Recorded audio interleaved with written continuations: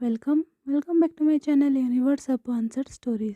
First of all आप सभी को रामनवमी का हार्दिक अभिनंदन। अगर आप लोगों को मेरी ये वीडियो पसंद आए इसे लाइक कीजिए, अपने दोस्तों के साथ शेयर कीजिए, ढेर सारे कमेंट भी कीजिए और मेरे चैनल में अगर नए हैं तो इसे सब्सक्राइब करना मत भूलिए। तो चलिए शुरू करते हैं डील ऑफ मैरिज का पार्ट नंबर 35।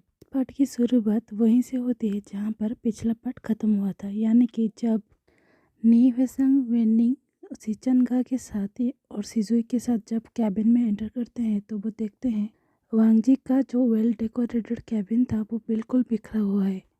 खास करके वांगजी के टेबल के ऊपर रखा गया फाइल्स जो कि नीचे इधर उधर पड़ा हुआ था। इसे देखकर वो लोग डर गए थे क्योंकि उन्हें लगा कि ये सब कुछ उन दोनों के झगड़े की वजह से हुआ है। तो वो जल्दी जल्दी से कैबिन के अंदर घुस जाते हैं, लेकिन तभी उन्हें एक मौन का आवाज़ सुनाई देता है जिसे सुनकर वो सभी लोग बहुत ही ज़्यादा चौंक गए थे और वो लोग दूसरे को केस को अवॉइड करते हैं क्योंकि उन्हें पता चल गया था कि ये रूम पर अभी क्या हुआ है। लेकिन तभी नी वेसंग का नज़र साइड में बने गए पर्सनल रूम पर पड़ जाता है जो इसका डोर बिल्कुल थोड़ा सा खुला हुआ था, यानी कि जो ठीक से बंद ही नहीं हुआ था। जिसे देखकर उसका आंखें थोड़ा और भी ज़्यादा बड़े हो जाता है, जिसे देखकर वेनिंग भी उसकी आंखों को फॉलो करने लग वाला ही था।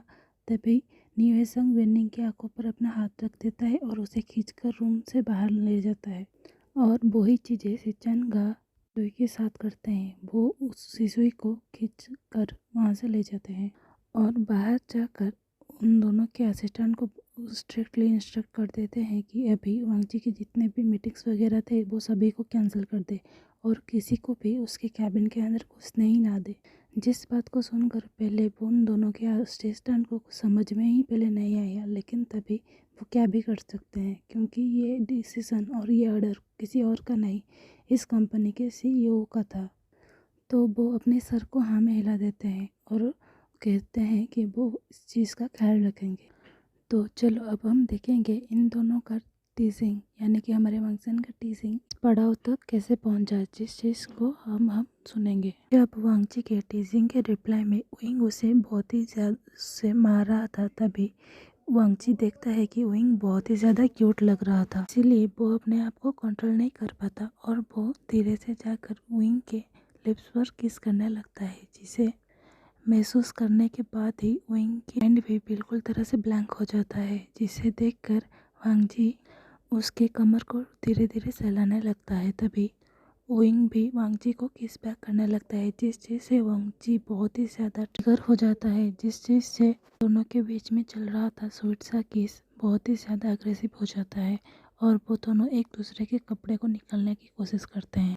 इसके बाद थोड़ी देर बाद का सीन दिखाया जाता है जब उन दोनों के किस की वजह से विंग का ब्रीथिंग लेने में डिस्कम्फर्ट फील कर रहा था। तभी वांगजी विंग के लिप्स को छोड़कर उनके गले मिस करने लगता है। तभी विंग वांगजी के हाथों में मेल्ट होने लगता है, यानी कि वो बिल्कुल ही इस एहसास में खो जाता है। तभी वांगजी ने हाथों से जो विंग के कमर पर धीरे धीरे से सहला रहा था उस हाथों से उसके टेबल के ऊपर रखे गए सारे फाइल्स को नीचे फेंक देता है ताकि वो स्पेस को क्रिएट कर सके और वहीं पर उसे विंग को लेटा देता है धीरे से। के बाद वांगजी उसके ऊपर आ जाता है और धीरे धीरे से विंग के ऊपर के सारे बटन धीरे धीरे खोलने लगता है, जिसे देखकर विंग भी वांगजी के बटन को खोलने लगता है।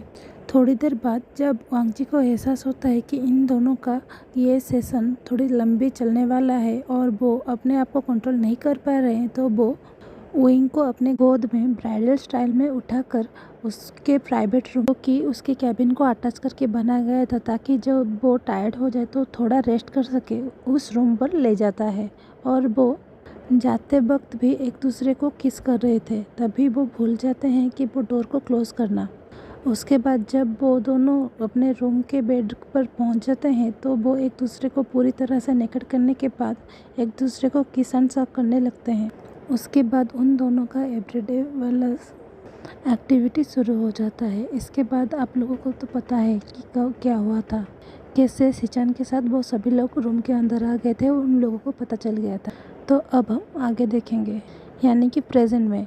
तभी रूम के बाहर सिचन उन चार तीनों को देखकर कहता है, एक काम करते हैं, हम सब नीचे चलते हैं, कैंटीन में कुछ खा लेंगे। इसे सुनकर वो लोग भी हाँ में सर हिला देते हैं, क्योंकि उन्हें पता था अगर वो यहीं पर रहेंगे तो उन लोगों को वो बारे में हमेशा याद आता ही रहेगा और वो ठीक से एक दूसरे से बातें भी नहीं कर पाएंगे। और दूसरी तरफ हमें पीआर टीम को दिखाया जाता है, जो कि वांगजी के ऑर्डर के मुताबिक उस इंसान को ढूंढने लगे थे जो ये फ़ोटोज़ पहले अपलोड किया था। तब उन्हें एक आईडी मिल जाता है, लेकिन उन्हें पता चलता है कि वो आईडी फेक है। तो तभी वो वांगजी को कॉल करने ही वाले थे, जिस कॉल को वांगजी के बदले उसके असिस्टेंट ने अटेंड किया था और वो कह दिया था कि वांगजी अभी बिज़ी है।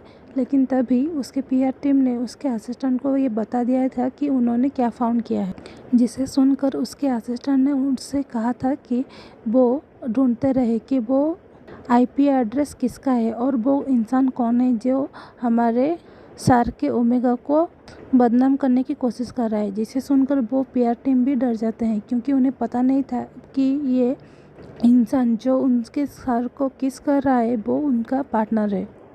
तभी हमें नीचे का सीन दिखाया जाता है, जहाँ पर बने गए कैंटीन में सभी लोग मिलकर कॉफ़ी पी रहे थे। तभी सिजुई कहता है, मैंने कुछ सोचा है। जिसे सुनकर सिचन कहता है, बोलो क्या सोचा है।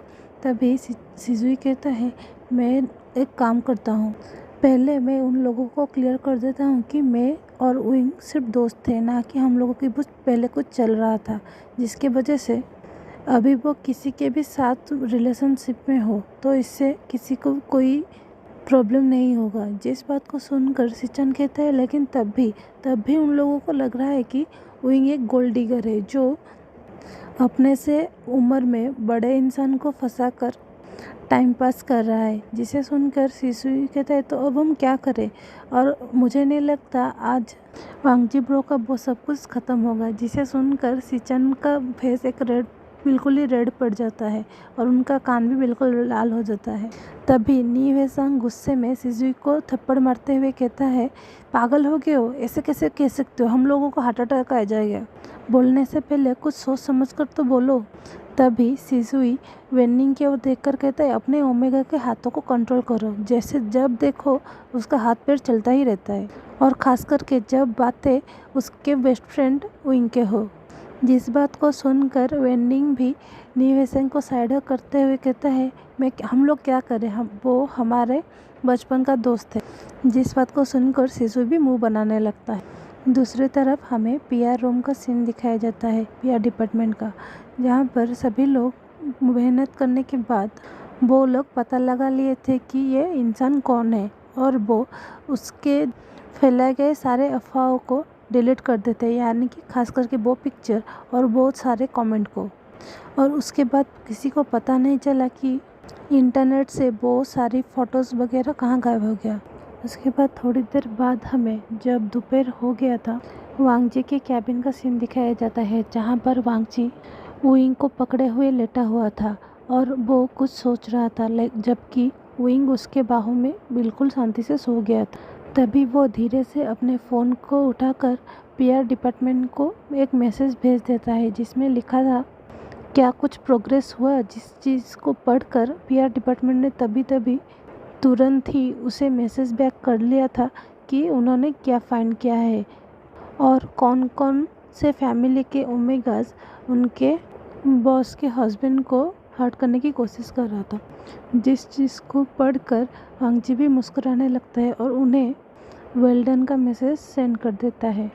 उसके बाद वो शांति से विंग को पिलो पर लेटा देता है और उसे अच्छे से ढक कर बाथरूम में चला जाता है थोड़े फ्रेश होने के लिए। और जब वो फ्रेश हो जाता है तो एक वेट टॉवल लेकर विंग को अच्छे से पोंछ देता है और उसे अच्छे से कपड़ा भी पहना देता है, और वो उसके माथे पर एक किस करके अपने कैबिन की ओर चला जाता है। उसके बाद जब वो कैबिन में पहुंचता है और कैबिन के हालत को देखता है, तो वो तुरंत ही अपने असिस्टेंट को बुलाकर सारे चीज़ों को ठीक करवा लेता है। और तभी उसे पता चलता है कि उसके सिचनगा के साथ सिजुई, नी वेसंग और वेनिंग उसके कैबिन के अंदर आए थे, लेकिन क्या हुआ उन्हें पता नहीं, और वो अचानक से इस कैबिन से बाहर चले गए और उन्होंने वांगजी के सारे मीटिंग्स वगैरह को कैंसिल करवा लिया था। जिस बात को सुनकर वांगजी को एम्बैरेसमेंट फील होता है क्योंकि पहली बार होगा कि उसके ब्रदर सिचनगा ने उसे इस हालत में देखा होगा। जिस बात को सुनकर वो अचानक से अपने असिस्टेंट को कहता है, पहले एक काम करो, सिचनगा को कैबिन में बुला लो। जिसे सुनकर वो असिस्टेंट अपने सर को हाँ में हिलाते हुए नीचे चला जाता है कैंटीन की ओर, क्योंकि अभी तक वो सभी लोग कैंटीन में ही बैठे हुए थे और कुछ बातें कर रहे थे। उसके बाद सिचन सिजुई के और नीवेसिंग वेनिंग के साथ मिलकर अंजी के कैबिन के अंदर जाने लगते हैं और वो एंटर करने ही वाले थे, लेकिन तभी वो पहले उसके कैबिन को नॉक करते हैं। जिसे सुनकर वांग जी कुछ रिएक्ट नहीं करता, क्योंकि उसे लगा कि उसका असिस्टेंट होगा, तो वो कह देता है कि अंदर आ जाओ। लेकिन जब वो अपने ब्रदर को वहाँ पर देखता है तो वो कहता है, ब्रदर आप कब से नॉक करके आने लगे। जिसे सुनकर सिचन थोड़े मुस्कुराते हुए कहता है, अभी तक तो नहीं आया हूँ, लेकिन आज से मैं हमेशा ऐसा करूँगा, और ख़ास करके तब जब तुम्हारा ओमेगा तुम्हारे साथ हो। जिस बात को सुनकर वांग जी के कान बिल्कुल रेड हो जाता है, लेकिन उसके फेस का एक्सप्रेशन बिल्कुल चेंज नहीं होता, क्योंकि उसके सामने सिर्फ उसका ब्रदर ही नहीं, उसका छोटा ब्रदर के साथ साथ उसके ओमेगा का 2 दोस्त, जो कि पहले उसके स्टूडेंट भी थे, वो थे। उसके बाद वो सभी लोग मिलकर सारी चीज़ों को डिस्कस करते हैं कि और उन्हें वांग जी बता देता है कि इस सब के पीछे सोंगलान था। जिस बात को सुनकर नी हुएसंग और भी ज़्यादा गुस्सा होते हुए कहते हैं, मेरा मन कर रहा है कि मैं उसका मुंह तोड़ दूँ। पहले वो मेरे वेनिंग के पीछे पड़ा हुआ था पागल कुत्ते की तरह, और अब वो उनके पीछे पड़ा है उसे बदनाम करने के लिए। जिस बात को सुनकर वांग जी कहता है, तुम्हें कुछ करने की कोई ज़रूरत नहीं, मुझे पता है उसे कैसे बर्बाद करना है। तभी वो अपने पीआर डिपार्टमेंट को कॉल करके सोंगलान के सारे गलत कारनामे और सारे बॉयफ्रेंड की लिस्ट, जब वो पहले दूसरे इंसानों के साथ रिलेशनशिप में था, उस बारे में छानबीन करने को कहता है और उस सारे पिक्चर्स को ऑनलाइन अपलोड करने के बोल देता है।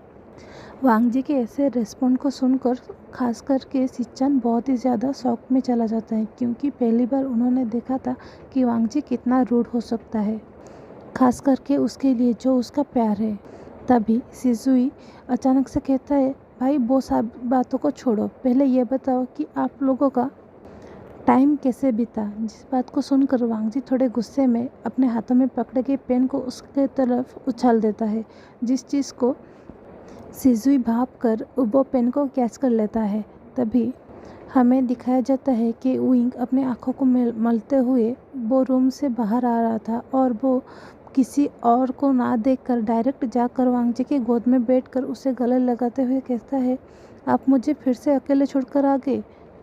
आपको तो पता है ना, मैं जब सुबह उठता हूँ मुझे पसंद है मैं आपको अपने बगल में देखूँ, खास करके जब मैं सो कर उठूँ।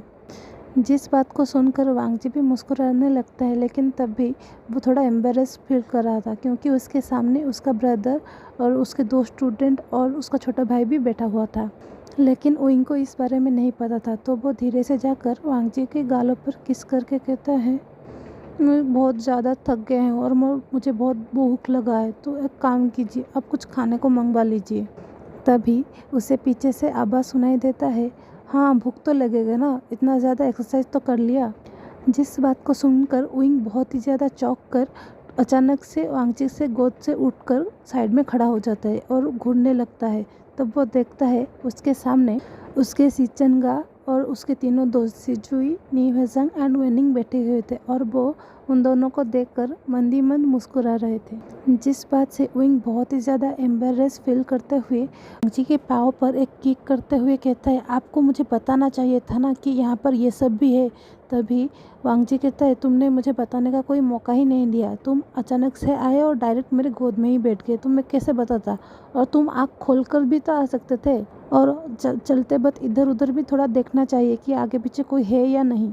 जिसे सुनकर विंग भागकर वहाँ से चला जाता है वो प्राइवेट रूम के अंदर, जिस चीज़ को देखकर सभी लोग हंसने लगते हैं। तभी सिचन वांग जी से कहता है, वांग जी एक काम करो, तुम जाकर विंग को मना कर यहाँ पर लेकर आओ, और मैं असिस्टेंट को कहकर हम लोगों के लिए खाने को ऑर्डर कर लेता हूँ। जिस बात से वांग जी भी सहमत होते हुए अपने रूम के अंदर चला जाता है और वो विंग को अच्छे से मना कर बाहर लेकर आता है। जहाँ पर उन लोगों को खाने के लिए जो जो भी डिश मंगवाए थे वो सारी चीज़ें भी आ गया था, जो कि उन दोनों का असिस्टेंट सोफे के आगे रखे गए टी टेबल पर सजा रही थी। जिस चीज़ को देखकर विंग भागकर जाकर चुपचाप सोफे पर बैठकर खाने लगता है, जिस चीज़ से सभी लोग मुस्कुराने लगते हैं, क्योंकि उन्हें पता था कि विंग अपना नींद और खाना बिल्कुल भी कंट्रोल नहीं कर पाता। जब उसे भूख लगता है और नींद लगता है तो वो आगे पीछे कुछ नहीं देखता।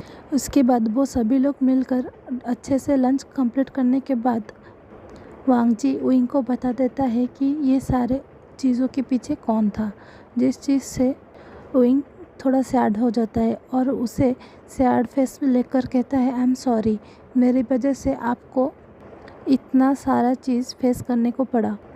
जिस चीज़ को सुनकर वांग जी विंग को गले लगा करते हुए कहता है, अगर तुम्हें कोई चीज़ से प्रॉब्लम हो तो वो मैं हूँगा जो कि वो प्रॉब्लम को सॉल्व करूँगा, क्योंकि मैं तुम्हारा अल्फ़ा हूँ और हम दोनों एक दूसरे के लाइफ पार्टनर हैं। तो आज के लिए बस इतना ही। अब हम नेक्स्ट पार्ट में देखेंगे आगे क्या होगा।